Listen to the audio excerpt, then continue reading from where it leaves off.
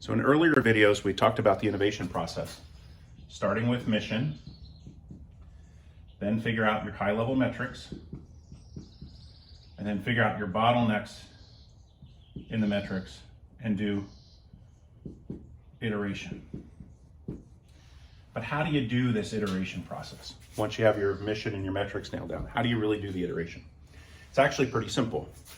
There's 5 winning metrics that we focus on to optimize within that iteration process. So who is your customer? So you understand your mission. Well, who are you serving? Who's your customer that you're serving with that mission? Then, does the product work? You'd be amazed at how many startups have been operating for years and years and years, and they don't know that their product works or their product doesn't work. So does what you have work? Then, are the customers happy? And there's 2 ways to tell if your customers are happy. You can ask them if they're happy, and you ask them what's called a Net Promoter Score set of questions. So how likely are you to refer this organization to your friends and colleagues? And you look at the percent that are very likely, that love your brand, and you look at the ones that are very unlikely, that really dislike your brand. If they love you, you ask them why, and that's what you market. That's your differentiators. If they're very unhappy with your brand, that's what you fix. And customers, if you ask them, will always tell you what they love and tell you what they hate.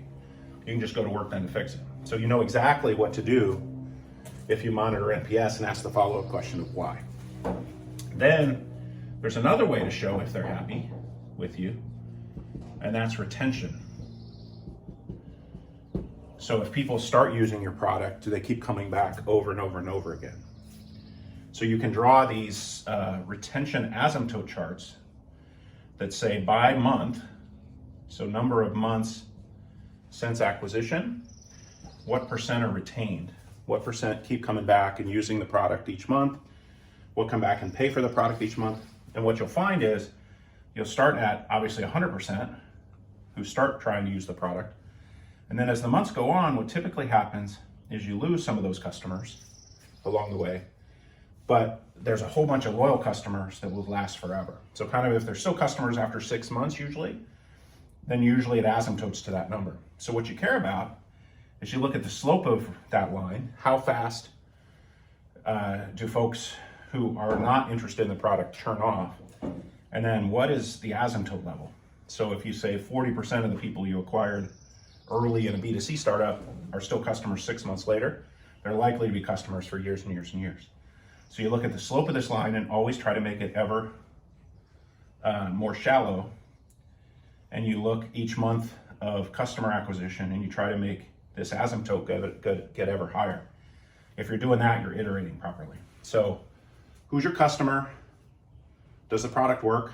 That's kind of winning metric 0. Winning metric 1 is, are they happy? Do they tell you they're happy? Winning metric 2 is, do they show you they're happy? Winning metric 3 is the unit economics. And this is 95% of the battle usually. So unit economics are pretty simple.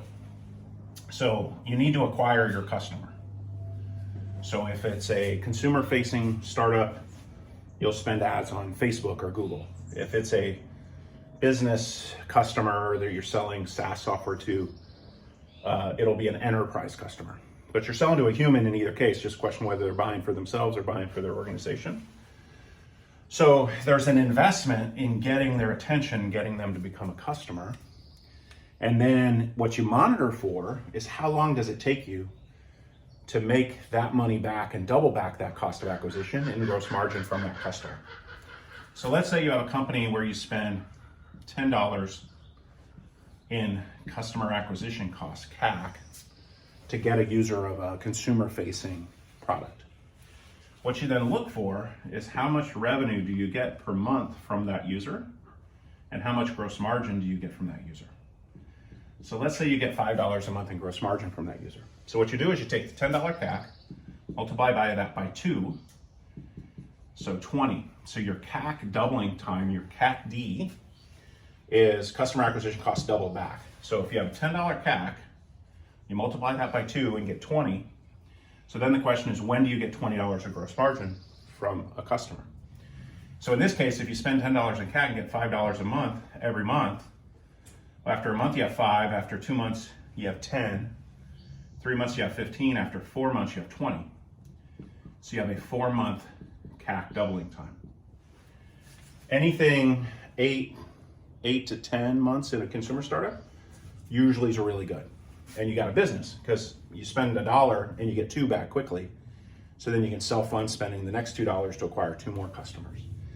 There's tons of startups that have what people call product market fit, where the product works and the customer loves it, but the unit economics don't work. So you try to optimize for winning metrics 0 through 3 all at the same time. Once you have a short CAC doubling time, then winning metric 4 is just scaling up the unit economics. And in venture-backed startups, there's kind of 4 key milestones of scaling. 1 million revenue run rate, 5 million revenue run rate, 30 million revenue run rate, and 100 million revenue run rate. If you hit 1, it unlocks the next opportunity for a venture capital round. When you hit 5, same thing, 30, same thing, 100, you can go public and be a unicorn. What's kind of great is at first you earn the right to raise a round, and then if the unit economics are super compelling, every month you can take off that doubling time. It means less venture capital is needed to scale fast. So you earn the right to get a round, and then you earn the right to skip a round. If you can earn the round and skip the rounds, then you get to 100 million and you have a lot less dilution along the way. So what's your mission? What are your top couple metrics? Then start iterating. Who's your customer? And then think about these things as you're scaling to get to a big, impactful company that solves a real unmet need as quickly as possible with as little dilution along the way as possible.